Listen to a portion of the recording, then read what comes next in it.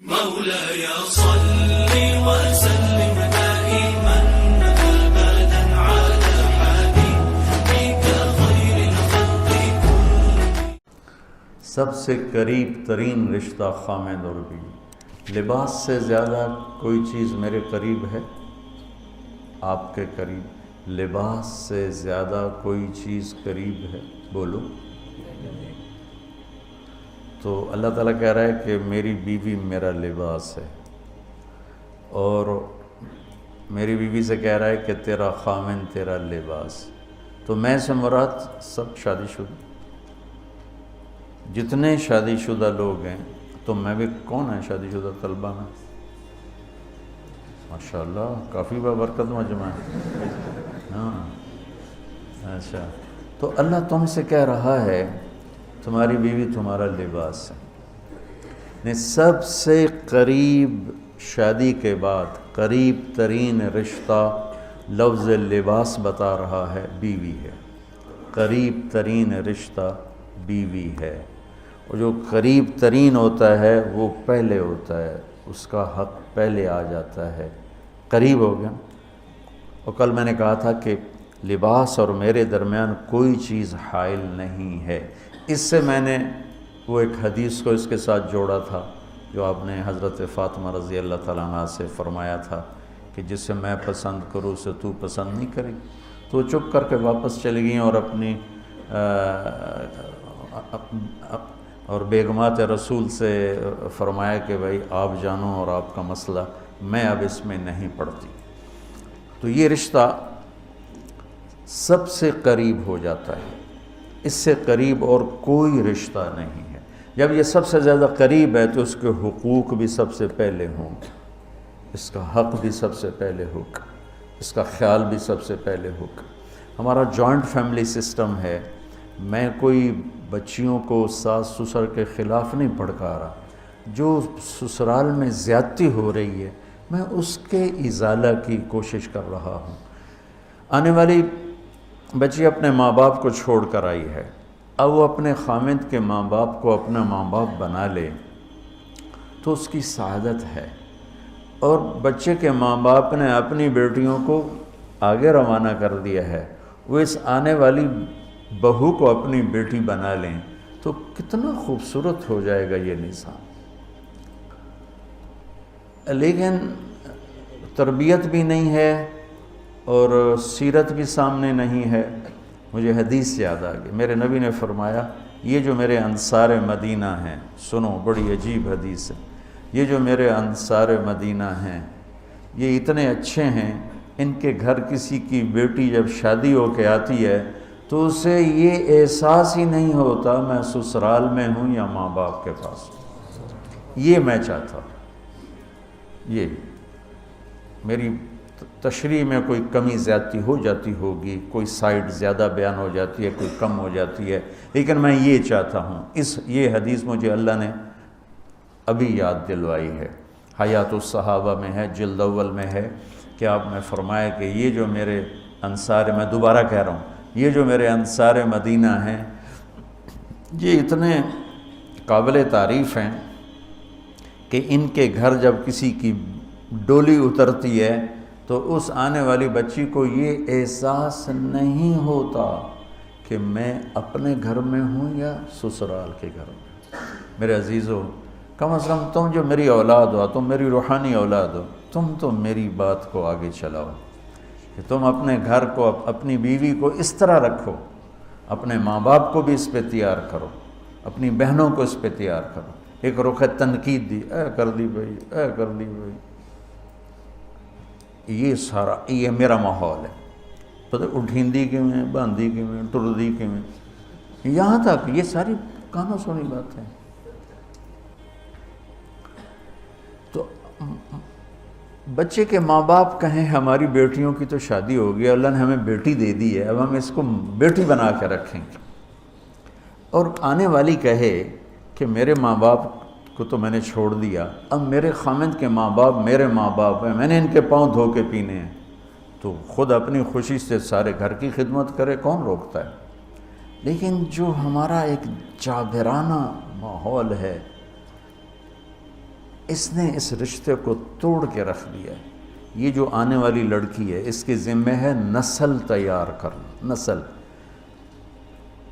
میری بہو سے میری نسل چلے گی اور میں اسی پر جوتا اٹھا کے کھڑا ہوں، کتنی بڑی زیادتی۔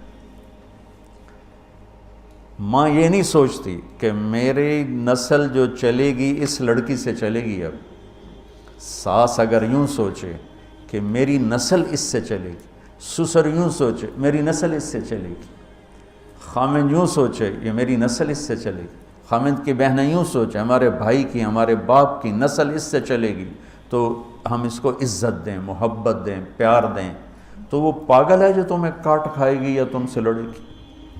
اس کو تانے اتنے ملتے ہیں، ذلت اتنی ملتی ہے۔ اور میں نے جیسے کہا لباس سب سے قریب ہے، تو اس کے بعد بیوی کا حق سب سے پہلے آ جاتا ہے۔ ماں باپ کی طرف سے زیادتی آئے تو تمہارے ذمہ ہے اپنی بیوی کو بچاؤ، اللہ کے واسطے اپنی بیویوں کی حفاظت کرو۔ ہاں تمہاری بیوی کی طرف سے زیادتی آئے تو اللہ کے واسطے ماں باپ کی حفاظت کرو۔ تو اس کا مطلب یہ نہیں کہ تم ڈنڈا اٹھا لو، اپنے اخلاق ایسے بناؤ، سپرنگ بن جاؤ، سپرنگ جو فریشرز کو قبول کر کے دب کر کے نیچے چلا جاتا ہے۔ نیچے جانے میں جڑ جانے کا نظام چھپا ہوا ہے کہ جھک جاؤ، ماں باپ ناراض ہو ان کے پاؤں پکڑ لو، بیوی ناراض ہو اس کے پاؤں پکڑ لو۔ ذلت میں عزت چھپی ہوئی ہے، ساری زندگی کا تجربہ بتا رہا ہوں۔ ذلت اللہ کی رضا کے لیے ذلت اٹھانے میں عزت چھپی ہوئی ہے۔ ہن لباس لکم، کتنا ہی مجھے غصہ چڑھا ہو میں اپنے کپڑے پھاڑوں گا، مجھے غصہ آ گیا میں نے اپنے کرتے پھاڑنے میں، کسی یہ پاگل تو کرے گا، سمجھدار دوئے دا کرتا پاڑے گا، اپنا نہیں پاڑے گا۔ اب مجھے بیوی پہ غصہ چڑھ گیا تو میرا لباس ہے، اس کو تار تار کر دوں، گالیاں دوں، تھپڑ ماروں، تو ایسے جیسے میں اپنے کرتے کو پھاڑ رہا اور اپنے کرتے کو تار تار کر رہا۔ بیوی کو غصہ چڑھے تو وہ اپنے کپڑے پھاڑتی ہے۔ کپڑوں کے لیے کتنے حفاظتی نظام ہیں، الماریاں بنی ہوئی ہیں اور ہینگر بنے ہوئے ہیں، کریز خراب نہ ہو۔ میں جب پڑھتا تھا نا لاہور، تو اسکول میں یا کالج کا میں سب سے خوش لباس لڑکا کہلاتا تھا، کہ میں اپنی اسکول سے آ کر نا، اب ہاسٹل میں کوئی استریاں تو ہیں نہیں، نہ ہی کوئی نوکر، تو اپنی پتلون کو ایسے ہاتھوں سے استری کرنا اور کر کے پھر تہ لگانا، پھر سرانے کے نیچے رکھنا، پھر اس کے اوپر سونا تاکہ خود بخود استری ہو جائے اور کریز ٹھیک ہو جائے، اور رات کو بالوں کے اوپر رومال باندھنا تاکہ بالوں کی سیٹنگ خراب نہ ہو جائے۔ کیونکہ میں نے بال بنوائے تھے وحید مراد کٹ بال، 2 فلم سٹاروں کا ہیئر کٹ چلا، ایک دلیپ کمار کا، ایک وحید مراد کا۔ تو عام جو تھے نا بال کاٹنے والے، وہ 8 آنے لے کے بال کاٹ دیتے تھے۔ وحید مراد کٹ کے لیے 5 روپے لگتے تھے۔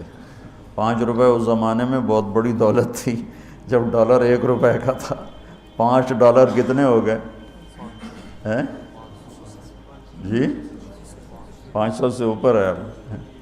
تو یوں سمجھو کہ وہ 5 روپے دے کر وحید مراد کٹ بنتا تھا، تو پھر میں وہ اوپر رومال باندھتا تھا کہ سوتے ہوئے میرے بالوں کا ہیئر سٹائل خراب نہ ہو جائے۔ ایک چھوٹا سا بچہ ہے لیکن اپنے لباس کو کیسے حفاظت کر رہا ہے، کریز ٹھیک کر رہا ہے، سرانے کے نیچے رکھ رہا ہے اور اس کو صاف ستھرا رکھ رہا ہے۔ ہم کھاتے ہوئے کیا کرتے ہیں، آگے اگر کپڑے نئے پہنے ہوں تو آستینیں چڑھا لیتے ہیں کہ کہیں کوئی شوربہ، کچھ سالن ادھر نہ لگ جائے، ادھر نہ لگ جائے۔ میں جب بھی بیٹھتا ہوں تو میری بیوی کہتی ہے آستینیں چڑھاؤ، آستینیں چڑھاؤ، لگ نہ جائے۔ اور آگے ہم کیا کرتے ہیں، تولیہ رکھتے ہیں، نیپکن رکھتے ہیں، رومال رکھتے ہیں۔ بڑے بڑے ہوٹلوں میں جاؤ تو پہلے وہ ساتھ رکھا ہوتا ہے کہ کوئی کھانے کا ذرہ گرے، سالن کا کوئی قطرہ گرے تو آپ کے کپڑے خراب نہ ہوں۔ ہم کیچڑ میں جا رہے ہوں تو ہم اپنے پاؤں گندے کر لیتے ہیں، کپڑے گندے نہیں ہونے دیتے۔ اپنے شلوار اوپر کر لیتے ہیں، پتلون اوپر کر لیتے ہیں، پاجامہ اوپر کر لیتے ہیں، تو جب کہیں سے کوئی آنے لگے ایسی ناگواریاں تو اپنے اوپر لے لو، بیوی پہ نہ آنے دو۔ ہم کپڑا بچاتے ہیں یا پاؤں بچاتے ہیں؟ کپڑا بچاتے ہیں، شلوار اوپر ٹانگ لیتے ہیں، کرتے کو یوں سمیٹ لیتے ہیں۔ تو جتنا کیچڑ ہے حالات کا، واقعات کا، اخلاق کا، وہ کیچڑ اپنے اوپر لے لو، بیوی کو بچا لو۔ اور بیوی کیا کرے؟ وہ جتنا کیچڑ ہے حالات کا، واقعات کا، ناگواریوں کا، اپنے اوپر لے لے، خامد کو بچا لے۔ لباس کا اور کیا کام ہے؟ یواری سواتکم، یہ تمہارے عیب چھپاتا ہے۔ تو میرا کام کیا ہے؟ میں بیوی کی کمیاں چھپاؤں، ڈھنڈورا نہ پیٹوں۔ بیوی کا کام کیا ہے؟ خامد کی کمیاں چھپائے، ڈھنڈورا نہ پیٹے۔ دوسرا کام کیا ہے لباس کا؟ وریشہ، لباس مجھے خوبصورت بناتا ہے۔ یہ ایک واحد رشتہ ہے جو زندگی کو خوبصورت بناتا ہے۔ سب کچھ ہو، بیوی نہ ہو تو تنہائی کا احساس مار دیتا ہے۔ اس سے ایک اور مطلب نکلتا ہے کہ لباس کے بغیر ایک لمحہ گزارا نہیں۔ سارا دن پانی نہیں پیتے ہیں نا، اب میں بیان میں پانی پی رہا ہوں، لیکن 16 گھنٹے تو گزارے ہیں نا، پانی نہیں پیا، کھانا نہیں کھایا۔ 16 سیکنڈ لباس کے بغیر گزار سکتے ہیں؟ بولو۔ کوئی بھی کمرے میں نہ ہو، تم تنہا ہو، تم کپڑے اتارو تو تم اپنے آپ کو عجیب فیل کرو گے، تم خود اپنے آپ کو چادر میں چھپانے کی کوشش کرو گے۔ ان لباس ایک ایسی زبردست ضرورت ہے بلا دلیل کہ تم تنہا کمرے میں بھی کپڑے اتارو تو تم اپنے آپ کو عجیب سا محسوس کرتے ہو۔ اس سے پتہ چلا کہ بیوی کے بغیر کوئی زندگی نہیں ہے اور خامد کے بغیر عورت کی کوئی زندگی نہیں ہے۔ یہ ہمارا بدبخت معاشرہ ہندی کہ کسی بچی کو طلاق ہو جائے وہ گل سڑ کے مر جاتی، اس کی شادی نہیں ہوتی۔ کوئی جوان بچی بیوہ ہو جائے وہ سسک کے مر جاتی، اس کی شادی نہیں ہوتی۔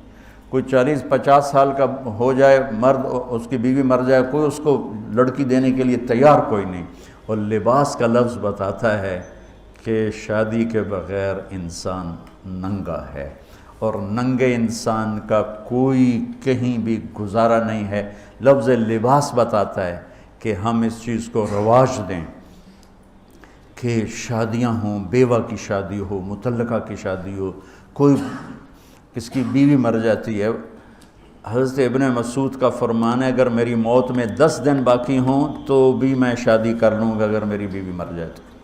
ابو ہریرہ کہتے ہیں اگر میری زندگی میں 7 دن باقی ہوں اور میری بیوی مر جائے تو میں 1 ہفتہ بھی شادی کے بغیر نہیں رہوں گا، میں شادی کر لوں گا۔ تو ہم ایک ہندی معاشرے سے متاثر ہیں جہاں بیوہ کی کوئی سنوائی نہیں، مطلقہ کی کوئی سنوائی نہیں، اور کوئی جوان بھی 2-4 بچے ہیں اور بیوی مر جائے تو اس کی کوئی شادی نہیں ہے، وہ سسک کے وہ بلک کے زندگی گزارتے ہیں۔ ہم لوگ اس کو رواج دیں۔ لباس، لفظ لباس بتا رہا ہے کہ جیسے لباس کے بغیر ایک لمحہ آدمی چین سے نہیں بیٹھ سکتا، ایسے ہی اس رشتے کے بغیر زندگی میں کوئی خوبصورتی نہیں، کوئی حسن نہیں۔